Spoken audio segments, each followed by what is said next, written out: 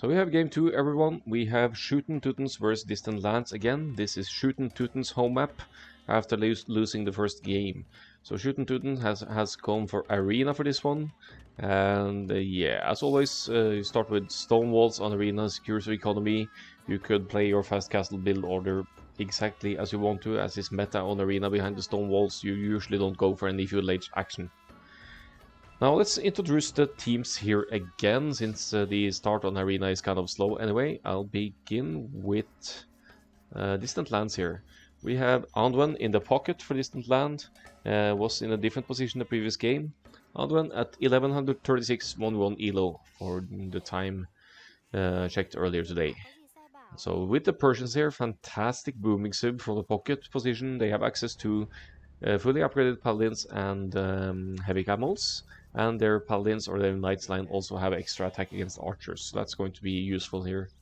For situational use, you have the ridiculously strong Persian war elephant as well, something you usually don't see to play unless the team is already winning. Right hand side for Anduin here on the flank is Turks for Khazad Nightwolf. We didn't have him in the previous game.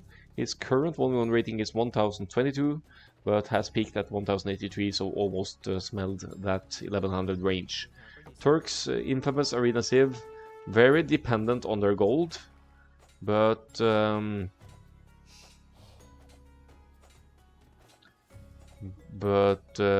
go to play on Arena, especially for Turks, since they have stone walls, is to go for the fast Imperial Age and use their free chemistry upgrade to go straight into bombard cannons and hand cannoneers for a very early power spike with potentially 21-minute imp or maybe even sooner. That's not ideal against Vietnamese though, because Vietnamese, they are a great archer civ and would have an easy time countering hand cannoneers with their own crossbows or later on arbalests. Finally, on the right hand flank for Distant Lands here, we have 4th Raven as the Vietnamese. 4th Raven is 1270 rated 1v1 and 1286 total, or as a peak rating. So obviously a solid player as well. He is. So we have 2 players switch out for Distant Lands for this one. It is not their home map, so I'm curious to see what they will play here, but to have Vietnamese on Arena is not bad at all. You have a civ with great archers, which will be useful against Venison here with the Burmese. So Venison, he is currently 1257 1-1, but his peak rating has been at 1336.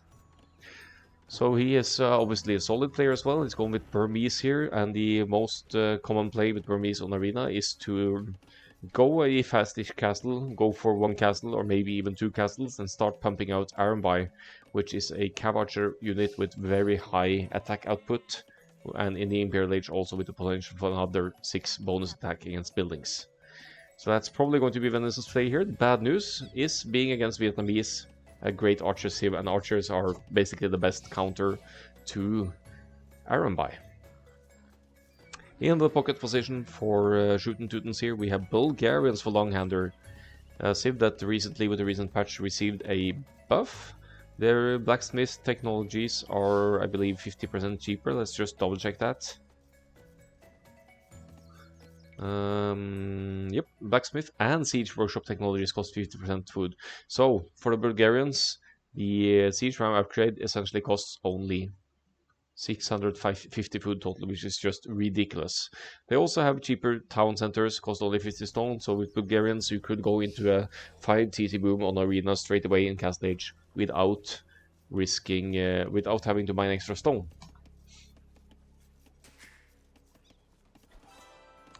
So there's some flaring going on here. I don't know what that was about, but yeah, probably telling dude go push your deer or something, or taking the woodland. Yeah. Anyway, and finally Dracula on the right hand flank here for Shootin Teutons. Plays at the Vietnamese. Is basically a counter, an archer civ that counters archers because their archery range units have 20% more hit points, so they have more damage, or they can take more hits from archers than your regular generic archers would. Now we're all at 21 pop here. Seems like roughly similar builds all the way here for the players. Let's just fast forward and see what the Castle Age will bring us here.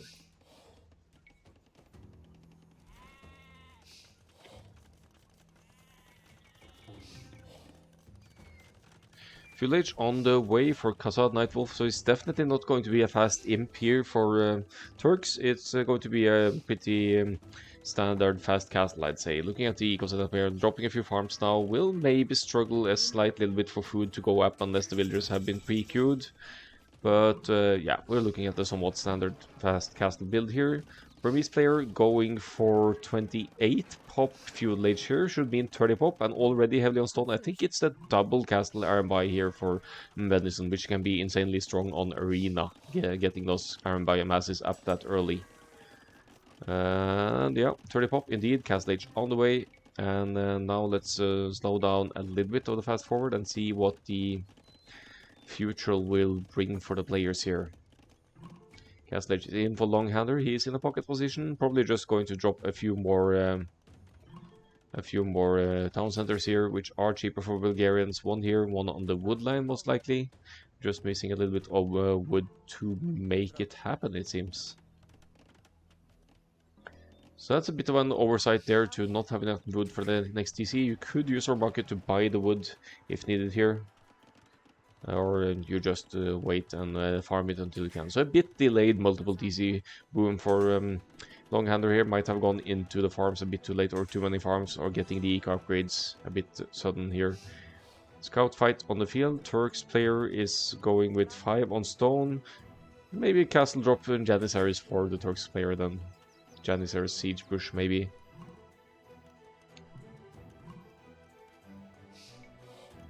Stone situation is pretty high for Dracula as well, so he's going to the Rattan Archers here with probably a defensive castle up front here for the Vietnamese player, and then for the Archers. One castle is going up for Venison here, and that's it for now, but is soon able to afford the second one as well. So I think he's going into 2 castles here and not multiple TCs just yet. Wood and gold situation seems to suggest our buy protection here. We'll need a few more on gold, but that's also where the gathering point of the town center is going. Fort Raven, we're on stone as well. Once that castle, maybe going into the Rattan Archers as well. Blacksmith is up, second TC is up as well. As is the case for Dracula as well, going for 3 TCs here and a defensive castle up front. No castle drop just yet for the Turks player, going more into boom mode here. Lots of villagers on both stone and gold though, so we might still be seeing some castle going up somewhere for the Turks player as well. Dracula very low on the villager count though. Not sure why that is the case. May have been overcommitting to stone for the defensive castle or something, or some idle time, lacking farms here. But 3 TCs should remedy that. You'd have 3 TCs to produce villagers. Anduin in full boom mode as well. 3 TCs almost consistently producing here. Most players just pumping out villagers as the Burmese player Venison here is going into multiple castle Iron Buy production. There's not really huge battle events or military events going on here, so I'm going to keep this on pause for a while. Doesn't seem like the relics are being contested to any large extent either. Anduin is allowed to pick them somewhat freely here. And some knights on the field guarding some of their relics for Khazad Nightwolf. So looks like distant lands are going for the relics here.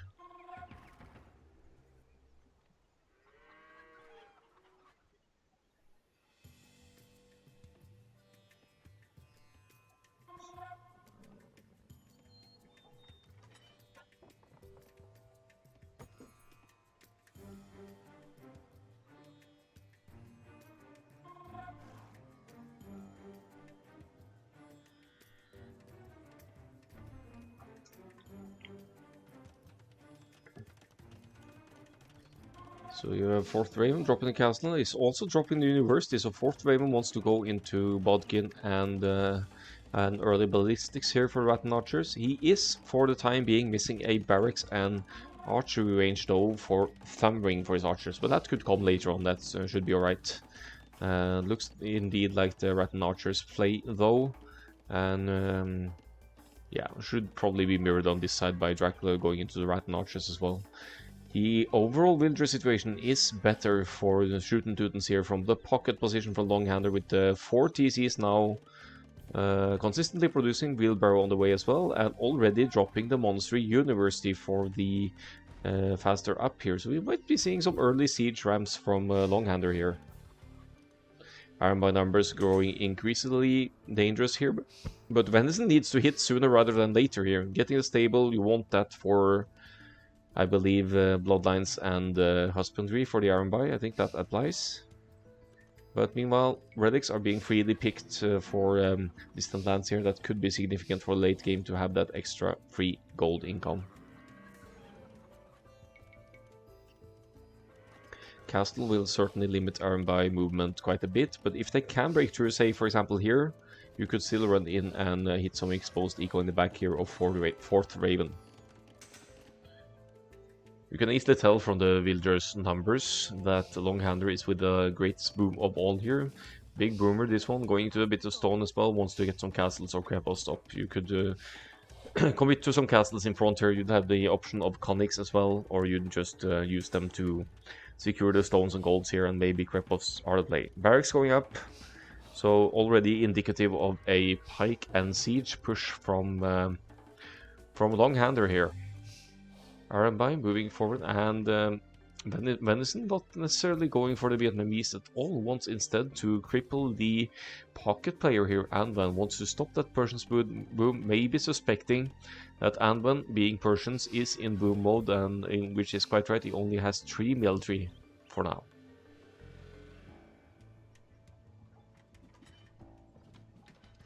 I actually didn't know there were wolves or snow leopards on Arena. That's kind of fun. Not really doing so much damage here though. Quick walls in progress, but quick walling doesn't necessarily keep Iron by out, at least not in this mass.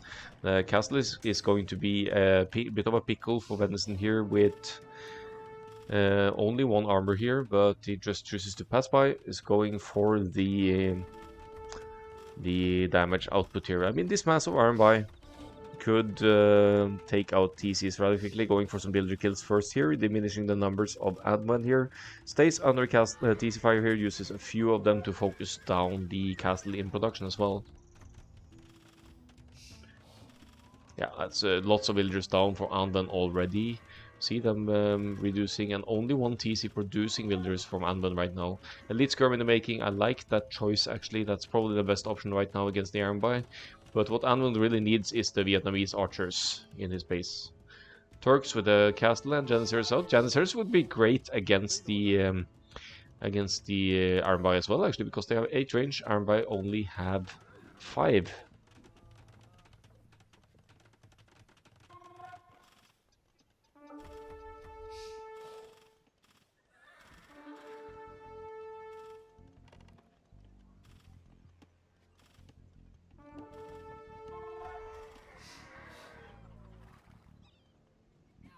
Iron by numbers obviously still floating here. Longhander on the way to Imp here.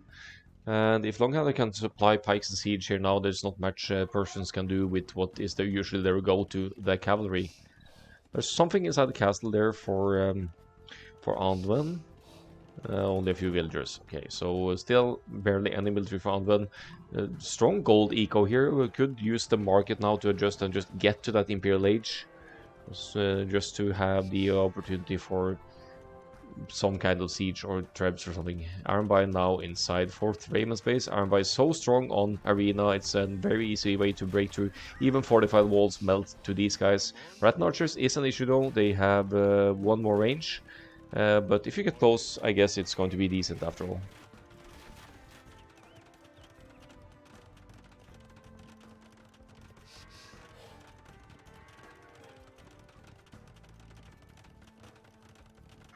Iron by flee, the castle in production here, and doesn't really want to take the risk there, even though you could probably focus down the builders here and delay the castle even more. On the right hand side we have quite a decent chunk of Rat Archers here. They could probably contest these numbers of Janissaries who aren't elite yet, even though the Janissaries have 2 more range. Some stables going up for the Turks player as well. I'm not sure what the idea is there. Maybe camels against the Iron by. And we have a little bit of Vietnamese rams here as well. But look at this. Siege Workshop at home for Longhander. He's been in the Imperial Age for a while. He is already on the way to Siege Ram here, dropping a castle to further secure this area. And pikes, probably even halbs already in, are going to enter the Siege Ram so they can move more quickly and probably hit the pocket again, because Persians is the player with the most mobility here. It absolutely makes sense to hit them. Monastery all the way in the frontier for Anduin as well. I don't love that placement. Since once this one goes down, you'll have to relocate the relics. Monk might get a conversion here, but then doesn't matter too much in the middle of the group here. Monastery crumbles, and Ironby just move out again, and diminishing that gold income further for Anduin in the pocket here. Siege rams, we already have 7 of them now, with or 8 actually total, going to have some halberdiers inside, accompanied by some Burmese armby here, and with with Burmese armby with their bones against buildings and siege rams together, you just destroy everything so quickly. Meanwhile, Rat Archers trying to enter Khazad Nightwolf's base here. One battering ram actually hitting from the inside here, and the castle is tanking that fire, so the castle should be focus firing the Ratans here, at least for some extra damage output here. But there will be an opening for sure. Quick walls will be tough against a mass of Ratan archers here. And yeah, Khazad Nightwolf will take some serious hits here as well. And now looking at the siege rams over here, we have, I don't know, probably 10 or more of those. Longhander should have a very healthy eco to support this. More stone in the bank as well, as all the players except from Dracula are reaching the cast stage. But looking at the masses here, all these Ironby and Rattan archers here, you need to address this. You need to hit these Janissaries. So they only have 44 HP. You have 40, granted, but you have I don't know if Pierce Armor even applies to Gunpowder. Maybe not. Seems like Janissaries are doing nice here.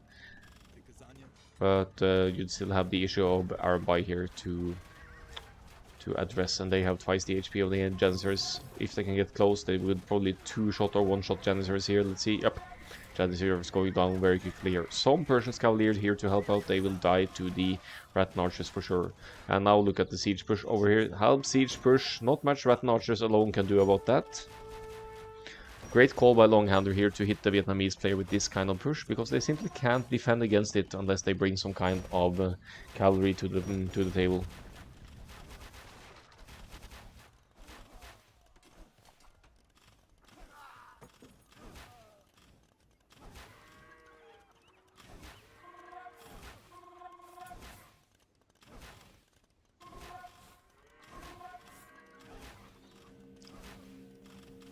So we have a total of 10 siege rams with halbs inside there. I mean, the halbs will die to the Rattans for sure, but the production capabilities of 4th Raven will struggle here. We'll lose probably both castles here, unless he is able to take out enough rams with villagers here.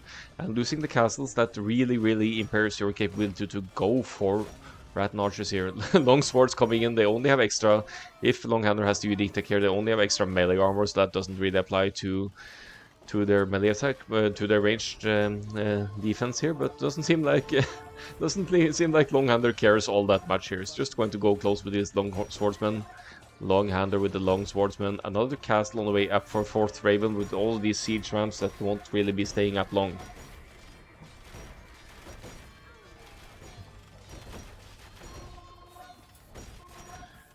Capped rams pushing on this side as well from the Vietnamese player. I think the Rattan archers will still deal with the Cavaliers nicely. They have +2, so they're missing plate barding armor yet. Long-handed swordsman indeed. Elite skirmishers do surprisingly bad against the Rattan archers masses, because the Rattans have so much extra.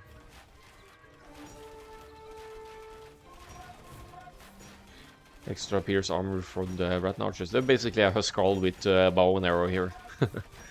Some more Janissaries, but the walls have been breached, and Dracula is doing fine on his own here. And look at the yellow movements over here. They are going down. You need beer? Yeah, I'll get there. I'm gonna do a pause before the live set, but we need to finish off this one first.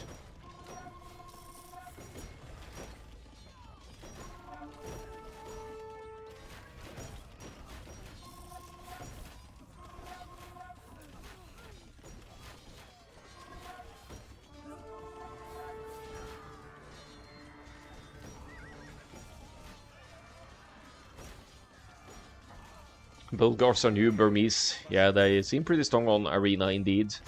But Burmese and Bulgarians, even worse. Look at the fourth range space just being demolished here. I don't think the Cavaliers will stand a chance either against this mass of Arambai, because they have to choose between taking out the siege rams with halbs inside, mind you, and then with Arambai with their high attack to take.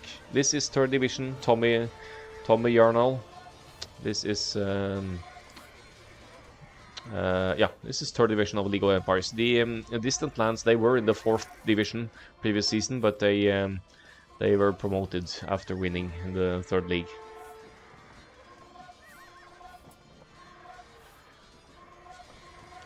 Arambai doing work here, some melee units doing work for Mr. Longhander as well. And look at 4th Raven's population here, 45 villagers, 15 idle at that, and only 60 military left. Not much to contribute for the Vietnamese player here. With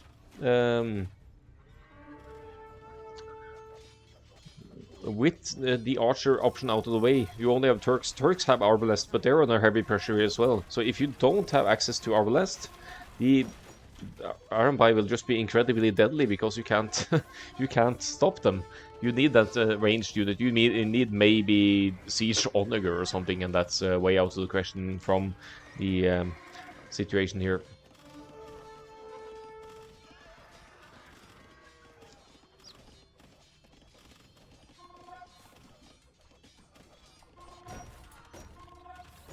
All right, Tommy Arnold, are you playing this season as well, by the way, or did you tap out after the previous one?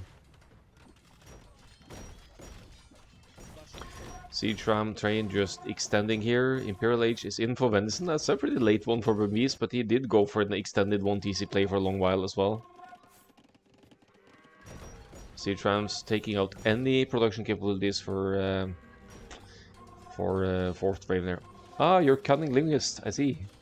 Yeah, I'm going to cast your set later. The thing is, we have a Droshina set in between here. They're starting actually in the 1 minute, most likely. Blue will be defeated, at least if his villagers get chased here.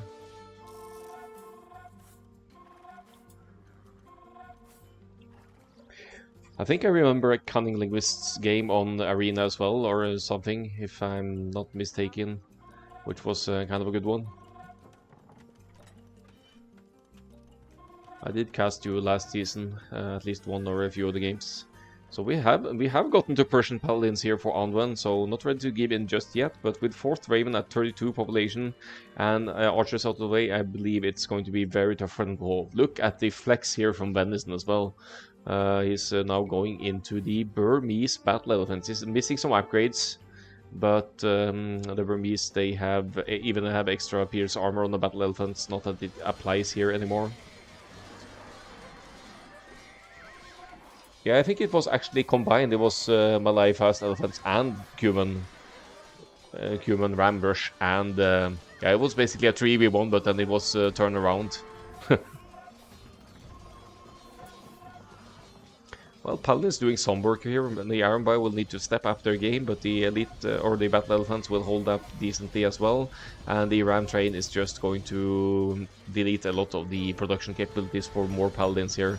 Anwen certainly the man of the match here for his team, providing lots of army to the field, but is essentially fighting 1 vs 3 at this point, given the losses of Khazad Night Wolf on the right-hand side. Yeah, that ram push is some serious stuff here for the Bulgarians. Did get cleaned up here by the Paladins though, but given Longhander's boom with his, yeah, now only 110 villagers, but just look at the flow of units and rams here. We have to be looking at the GG in a very short moment of time here.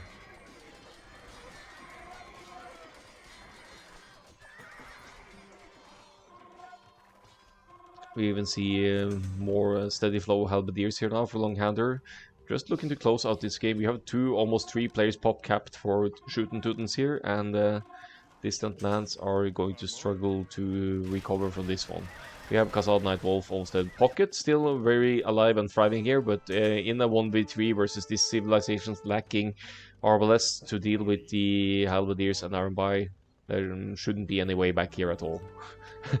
Venison even going completely forward here for some more stone, maybe wanting to drop a forward castle or something. Look at the eco of Venison as well, or their ecos overall. It's just so strong for Shootin' Teutons here, and it's going to be Shootin' Teutons game. The GG is called, and we'll be having a brief look at the stats before going into the live set or next game. Just a final Paladins fight there for Anwen, and there we go. Overall stats, Anwen with the strongest economy, but lacking military and taking losses to an early Ironby push there, and getting hit first of all. And overall KD in positive here for Anwen, did clean up a lot of rams and other units, but wasn't nearly enough, unfortunately, when fighting against the superior army numbers of Longhander and Dracula and Venison here. The army is key here. Army strength as well. Siege Ram, Iron Bar. You just don't stop that easily. Most fruitful Longhander had the biggest boom as well. Actually, not the Villager High, surprisingly enough, but he did go for an earliest imp of all, I believe. 29-minute imp and into these siege rams and units push.